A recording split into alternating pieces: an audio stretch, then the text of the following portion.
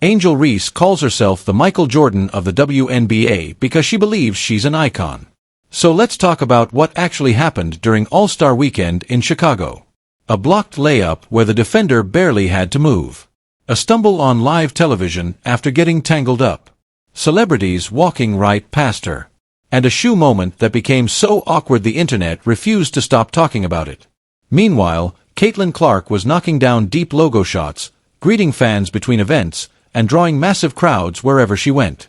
More people seemed eager to meet Clark than the player many expected to own the spotlight in her home city. Stick around because we're breaking down the entire weekend and saving the most uncomfortable moment for the very end. And after hearing everything, let me know in the comments. Do you think Reese deserved to be an all-star? To have a Barbie is like you got to be iconic. Yeah, you have to do some real things, and I knew it was going to take some time because there's so many great women that are Barbie dolls and they have their own doll. But I knew that's what I wanted, and I spoke that into existence. 0 points in limited playing time. That was Angel Reese's entire stat line during the All-Star game. It's the kind of performance that gets screenshotted, reposted, and debated all over social media. It wasn't just a quiet night. It was a performance that barely left an impact on the game.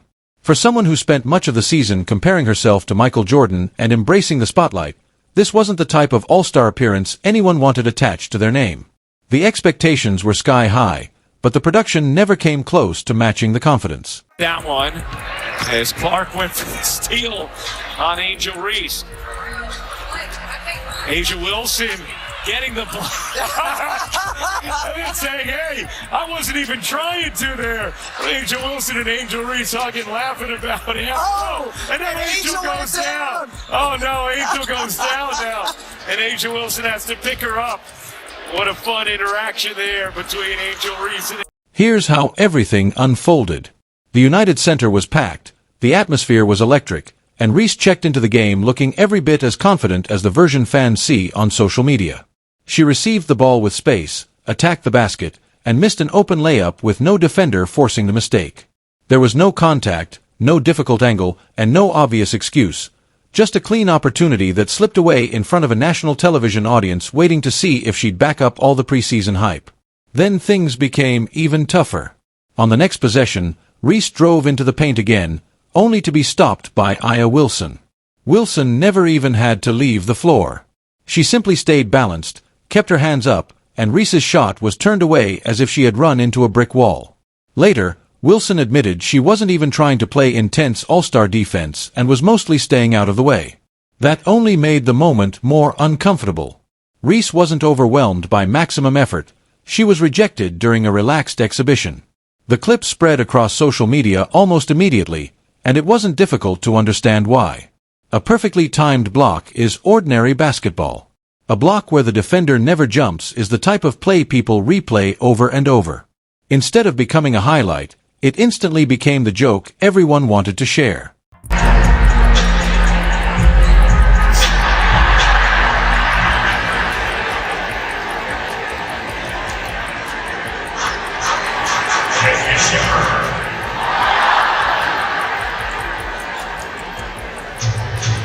The rough sequence still wasn't over.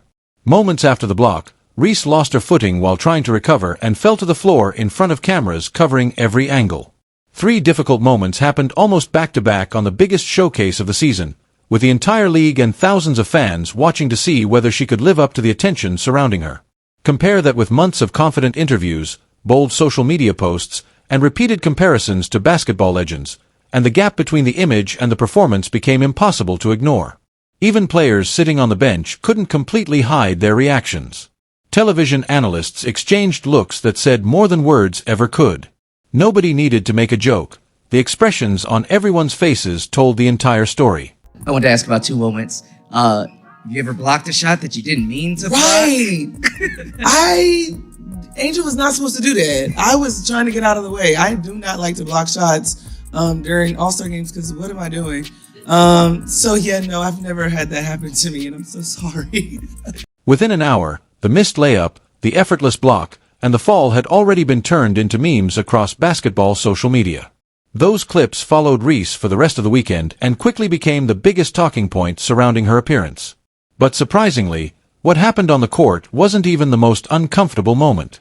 Later that weekend, a very famous guest arrived at practice, and what happened next generated even more discussion than anything from the game itself.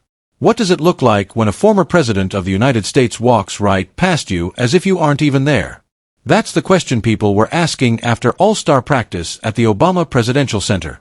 For Angel Reese, it became the second major embarrassment of an already difficult weekend.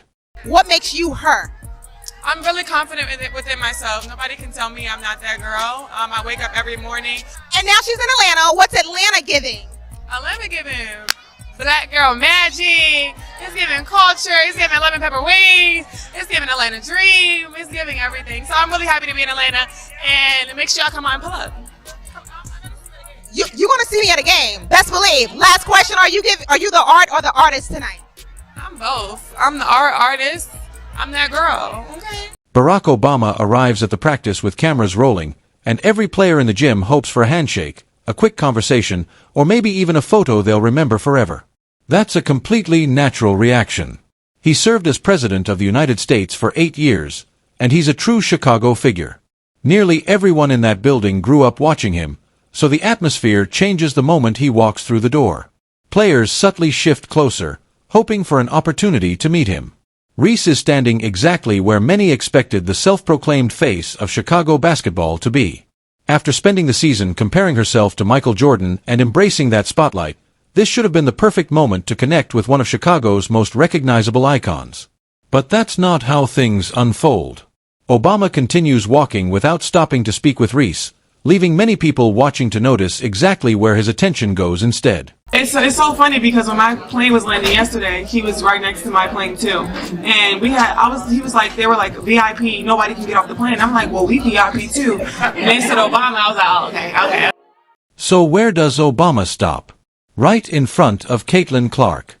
He begins speaking directly with her, giving her his full attention while Reese stands only a few feet away in clear view of every camera inside the gym. Obama encourages Clark not to let outside criticism distract her and shares part of his own journey, explaining that he didn't become widely known until later in life. He reminds Clark that she's already dealing with extraordinary attention while still in her 20s and tells her to keep enjoying the game because, at the end of the day, she's simply a basketball player doing what she loves. Clark then asks if they can take a photo together, and after Obama agrees, she immediately invites the other players into the picture as well, showing awareness of the moment rather than making it all about herself. The body language in the video tells the story without anyone needing to explain it. Reese watches as Obama speaks with Clark, and the cameras capture every reaction. Later, Clark says it's a conversation she'll never forget because very few people truly understand what it feels like to live under that kind of spotlight. Meanwhile, Reese is left watching someone else experience the moment she likely hoped would be hers. Oh, hey, Caitlin, how are you? Really nice to meet you. You're great. You're fantastic. Don't let all this nonsense get you down. I always say one of the things that was luckiest for me was I didn't get famous until I was like 45. So I was an old man. I mean, you're my daughter's age. They're not to have that much, burden and nonsense. Fans and basketball commentators reacted almost immediately, calling it one of the most uncomfortable, unscripted moments of the entire weekend. It's easy to understand why. A missed shot eventually fades from memory because every player has bad games, and exhibition statistics rarely matter months later.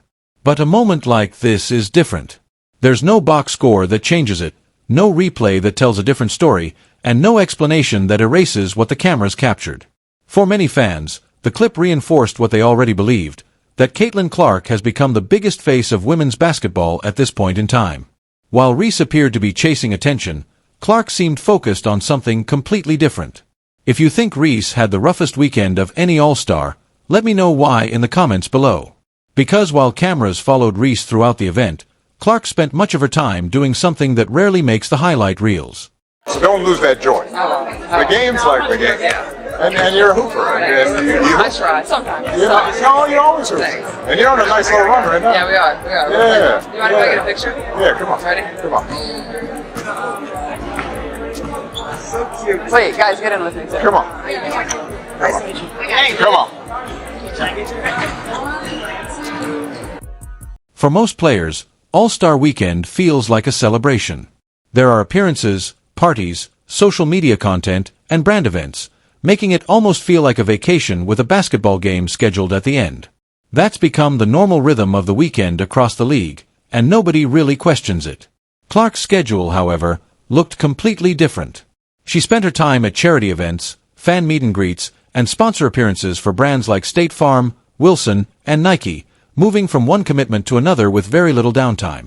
These weren't quick photo opportunities either. Fans waited in long lines just for a chance to meet her, and several people who attended said Clark stayed well beyond the time she was expected to, continuing to sign autographs and greet supporters instead of leaving as soon as her scheduled appearance ended. That's not the behavior of someone trying to create attention. It's the behavior of someone who understands the attention already exists and chooses to use it to connect with the people who support her. I'm excited, obviously these weekends are packed with a lot of different stuff, but you never take for granted a moment like this. It's so fun to share with everybody. I feel very authentic, I feel very real. I feel like they could feel like I was in their shoes at one point because I was. I lived their dream. I played every sport growing up. I played with the boys, and I didn't think it was any different. I get to live out my dream, and that's really special. And not everybody's going to end up being a WNBA player or a professional athlete, but hopefully you allow them to dream to be whatever they want to be in life, and I think that's a really impactful thing on young people. Even after all of those appearances, Clark still had a game to play, and she approached it with the same intensity she brings to every big stage. She finished with 17 points, 5 assists, 4 rebounds, and a steal while immediately setting the tone from the opening minutes. She came out aggressive, knocking down deep shots and building momentum before many players had even settled into the game. Pulling up from well beyond the three-point line wasn't just another highlight, it was a statement. By making those shots early, she forced everyone on the floor to adjust to her presence. While others treated the weekend like an exhibition, Clark played as though every possession mattered, and that difference became obvious to everyone watching.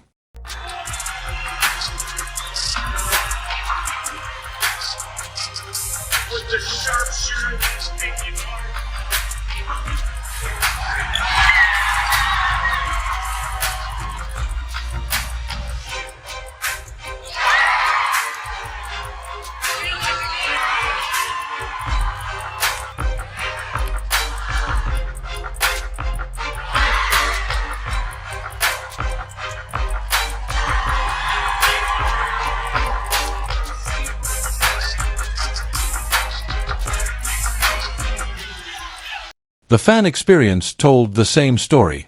People arrived hoping to catch a glimpse of the hometown star in Chicago, but many of them ended up waiting in Caitlin Clark's line instead. Fans stood there just as patiently for Clark as they would have for someone who actually grew up in the city. By the time All-Star Weekend came to an end, Clark had spent more time connecting with fans off the court than many players do over an entire season of appearances. That commitment, that willingness to show up for people and stay long after she had to, eventually turned into something fans could actually wear, a signature shoe that suddenly became one of the hottest topics among the league's biggest stars. Clark has talked about being excited to play with Olivia Miles as Clark puts in the first points of tonight's All-Star game. And here is Clark pulling and hitting on a deep. Players going up against each other. Howard having an incredible year for the Lynx. Clark again. Not a bomb. Here's Clark. Will she try again? You bet! Caitlin Clark with 3 logo bombs within the first 3 minutes. Now picture this. A room filled with the best basketball players in the world, and nearly everyone is talking about the exact same pair of shoes. They weren't asking about Angel Reese's sneakers. They were asking about Caitlin Clark's. The moment Clark's new signature shoe arrived at All-Star Weekend, players noticed immediately. These weren't just polite compliments exchanged in passing, either. Players wanted pairs before the shoes had even been released to the public, something that's incredibly rare in the WNBA. Sneaker companies usually spend millions creating that kind of excitement through advertising and endorsement deals. This time, the buzz happened naturally, with players creating the excitement all on their own. With the steal. 1-point Team Spoon lead. Clark connects on the 3. 4-3 and a half. Asia Wilson getting the block. And then saying, hey, I wasn't even trying to there. Angel Wilson and Angel Reese hugging laughing. How excited they were to play together here in the All-Star game as Wilson flicks it in off the feet. Backing away, firing a deep three, and hitting. Courtney Williams and Atisha Heedman, the popular stud buds duo with one of the league's biggest social media followings, got early pairs and wasted no time showing them off online. That wasn't some small detail. These are respected veterans with established careers, loyal fan bases, and absolutely no obligation to promote a younger player's signature shoe. Yet they did it anyway. When players who already have their own audience voluntarily start showcasing someone else's sneaker, that's not marketing, that's genuine respect. Then Jonquil Jones entered the conversation, making the moment even more meaningful. Jones had just won All-Star Game MVP after delivering a dominant performance that could have easily become the biggest story of the weekend all by itself. Yet even after earning the game's highest individual honor, she still took time to talk about Clark's shoes. Think about that for a second. The player holding the MVP trophy was discussing Clark's sneakers instead of making the conversation about her own incredible performance. Caitlin, I'm curious, did you hook up any teammates or anybody with the shoe? Or, I mean, Courtney Williams is rocking them tonight, which, like, I've had multiple people ask for them. I only have size 9 right now, so they're actually playing in my samples. That's actually my size 2. Both buds have them on. Both the buds have them on. So, yeah, this is a pretty fun pairing you're looking at. I think it's like Valentine's Day edition. You got the charm on there, but I was going to wear some all-white ones. I'm like, that's not fun enough. We got to break out some pockets. So cute with the color. The ombre matches the jersey. You mentioned teammates, right? You both have teammates you're participating with. What have you left? So where was Angel Reese during all of this? She spent much of the season comparing herself to Michael Jordan, whose sneaker legacy transformed the entire sports industry. If anyone was expected to have the biggest shoe moment during All-Star Weekend, you might have assumed it would be Reese. But what actually happened told a different story. While players gathered around asking about Clark's sneakers, Reese reportedly mentioned that she had shoes she could give them as well, her own signature pair. She seemed to expect at least a little excitement or curiosity. Instead, the room stayed quiet. No players rushed to ask for a pair. No noticeable buzz followed. There were no social media posts celebrating them and no visible scramble to get their hands on Reese's shoes. The silence became the loudest response of all, unfolding in front of an entire room full of all-stars. Hey! And I'm wearing these tonight. I'm putting mine on right now. I made a call to the president. And y'all see what happened. Thank you. Oh, give me a hug, girlie. We love you. I think we're all the same size. Hell yeah! We love the president. We love the president. You're You're the second player to ever play them after this other young girl. But yeah. For real? Yeah. And I'm about to wear these right now These too. tonight. Yeah, that's why I said They got my feet. Courtney's gonna make shots from 40 tonight. Okay, you need to hold it down, bro. I'm wearing these tonight. Stop playing. But hey, man. Thank you. Appreciate it. That silence arguably hit harder than the missed layup earlier in the weekend, and here's why. Every basketball player misses shots. Bad games happen, and fans usually move on after the next matchup. But sneaker culture runs much deeper than a single performance. In today's game, a player's signature shoe represents influence, popularity, and the respect of their peers. When other players actively want to wear your shoes, they're sending a powerful message about whose brand carries weight across the league.